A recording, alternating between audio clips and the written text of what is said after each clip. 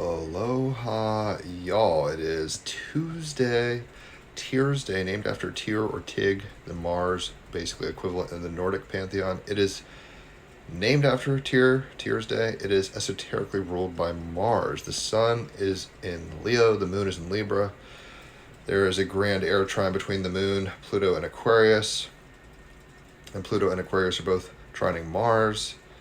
There's a whole lot of oppositions and squares, but we'll reference the astrology as we go. The cards I pulled for the day: the Ace of Wands, the Page of Pentacles, and the wild card is Tibetan Black Quartz, which we'll talk about lastly.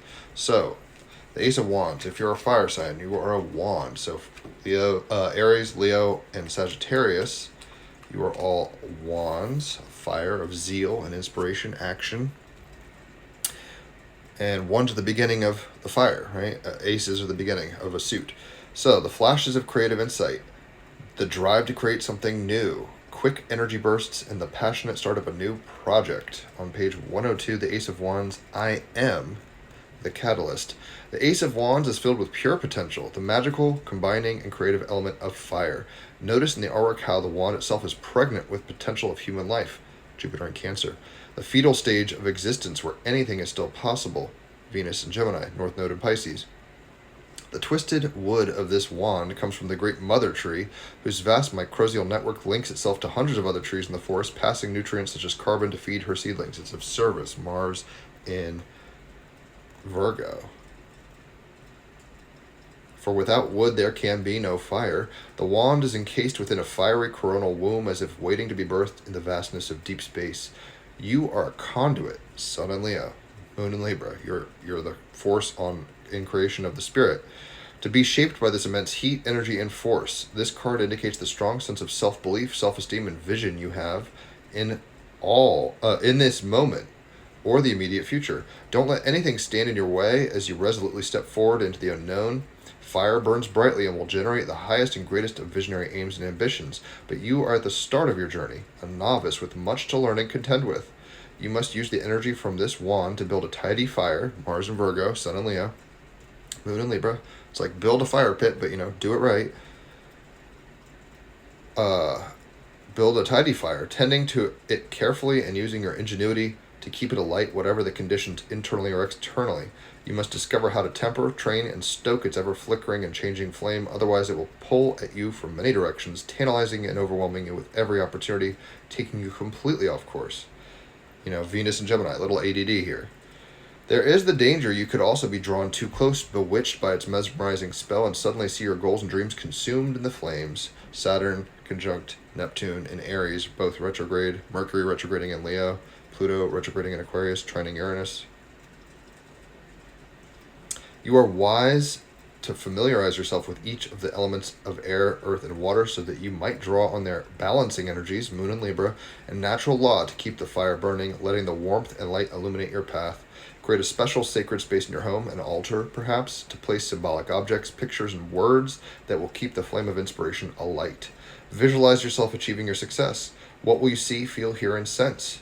North Node in Pisces. How can you, what do you dream in your imagination about your future self? Create a vision board with your miracle project, whether it be career, romance, planning a family, or home, at its center, emanating streams of activity and magic into your life. So we're trying to harness the fire and keep it alive. Even if it's embers, we still blow on it to keep it going. It might not always be a conflagration. It might just be tiny embers, but the fire never goes out. Spirit never goes out. Inspiration never ceases if you have but eyes to see. So flashes of creative insight, drive to create something new, Mars ruled day, the drive, quick energy bursts, and the passionate start of a new project. The clarifying card is the Page of Pentacles. So if you're a Pentacle, you're an earth sign, Taurus, Virgo, or Capricorn, and the Page energy is the airy part, the playful part of embodiment. So yes, you're in a human shell, but how can you, what can you do with that body? Where can you take it physically in the real world?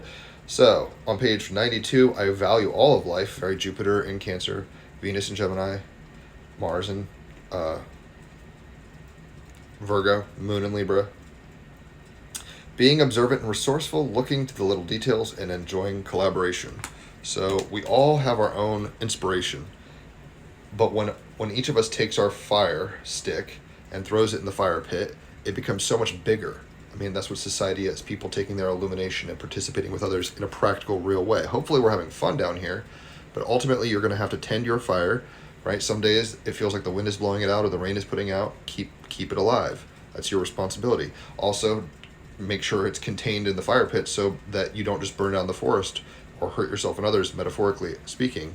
Right? Passion is beautiful, but we want to also hone and tame it. Mars and Virgo, Moon and Libra. It's good to be a passionate being, Sun and Leo, but we need to think about how we're expressing our hearts, and if the authenticity can be detrimental to a point, right? Mercury retrograde in Leo, Pluto retrograde, Saturn and Neptune retrograding in Aries. So we have a moment to rethink and balance emotionally, Moon and Libra, how to practically, Mars and Virgo, play well with others, Venus in Gemini, as a self, Sun and Leo, for the benefit of everybody. Pluto and Aquarius retrograding, trining Uranus and Gemini.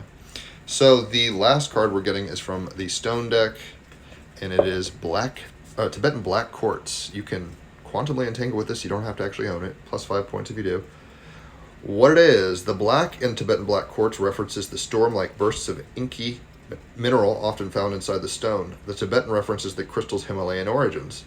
Tibetan Black Quartz reminds those on the spiritual path to non-judgmentally ask, could I be even clearer right now? Can we refine the fire?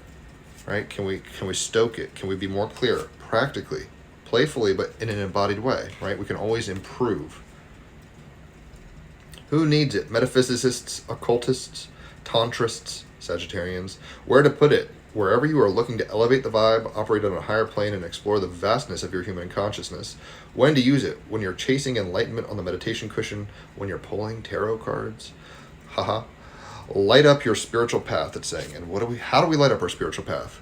Through the light of awareness, through the light of inspiration, through the light of the heart, Sun and Leo.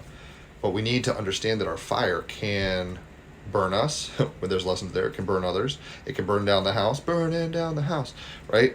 We want to tend the fire and keep it stoked, but we want to do so in a mentally logical and practical way, and like a way that is effective for ourselves and others. That is how we light our spiritual path.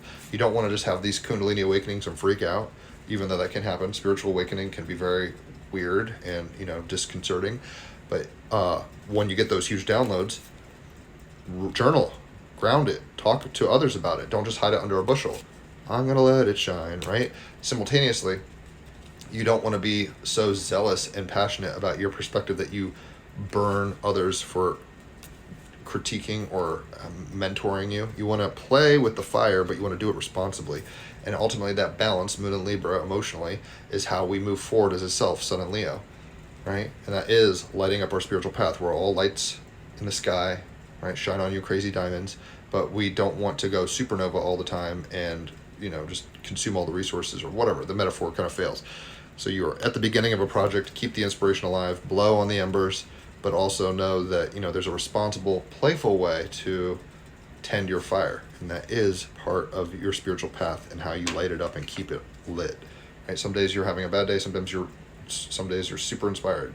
No matter what the conditions are, you've got to tend the flame. And in a weird way, the flame will never go out, but we can feed it, we can tend it in a certain way, right? So hopefully that's made sense. If it has, leave a tip. Obviously, holler out for a reading. An hour of cards is $50. 3 hours of astrology is $150. If it's your birthday, it's half off on either or both. If you refer somebody to me, you get half off on cards yourself. And yeah, definitely check out the last Team Rabbit Hole podcast, episode 321, with a Leo. She's super passionate, very fun episode. I'll post that in the comments. We are responsible for the emanation of consciousness in the sense that we've asked to be embodied. How do we play on the playground with others? Do we feel attracted to the sandbox? Do we feel attracted to the monkey bars? We don't want to break our arms, even though we're having a good time, right? So light up your spiritual path with the awareness of inspiration, Sun and Leo, but also understand what is combusting and how that is engulfing and burning the wood and surroundings, etc., and yourself. Mercury retrograde in Leo. On that note, enjoy your Tears Day, this action-oriented day, and I'll catch y'all on the flip side. Adios.